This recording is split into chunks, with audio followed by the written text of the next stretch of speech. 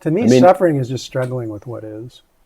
When we're struggling with what is, when we're trying to understand can be suffering. Trying to understand is really interesting. It is. It can be because it's useless, isn't it? Well, it depends. I mean, I think that we're creative beings, we're learning beings, and that's very much a part of the force of nature anyway. My question is, how are you approaching it? So if your questions are moving you more into openness, more into aliveness, more into joy, great. But if they're moving more into kind of struggle and tension and resistance, well, that the way it's being approached is really what needs to be looked at, not the approach itself. So in other words, you could ask questions and it could be liberating, or you could ask questions and it could be perpetuating suffering or exacerbating the condition. Generally, it seems like questions that are very highly focused on one little tiny point exclude so much of life that they're very tension-based questions. Well, they could be, yeah. But there's also questions that can be asked from a place where somebody's ready to, let's say, pop, where they're just ready to completely, somehow, it isn't the question itself, but it's everything that's going on that brought the person to be able to ask that question. So that could just be the tip of the iceberg, and once that's revealed, everything opens up.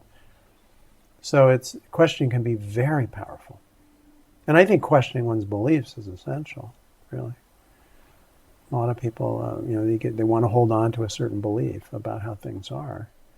And it can get very subtle and can get very sophisticated. But ultimately, it's being able to question, in a sense, to move into that place of not knowing. That not knowing, which could be, primarily, it could be insecure, but then eventually it becomes what might be called being understanding and living in not knowing. That's just openness. And what happens is there's no more you and me in that, at least in that moment. So it's a glimpse of the truth. Eventually it's permanent. People can become very, very, very identified with their beliefs as who they are. But when you begin to question, who am I?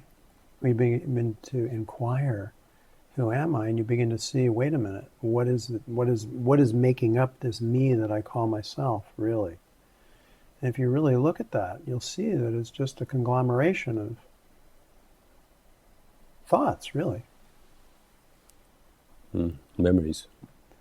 Once that, and when people often inquire, they find themselves as openness, as being. And it can be tremendously liberating, actually. It can be terrifying, too.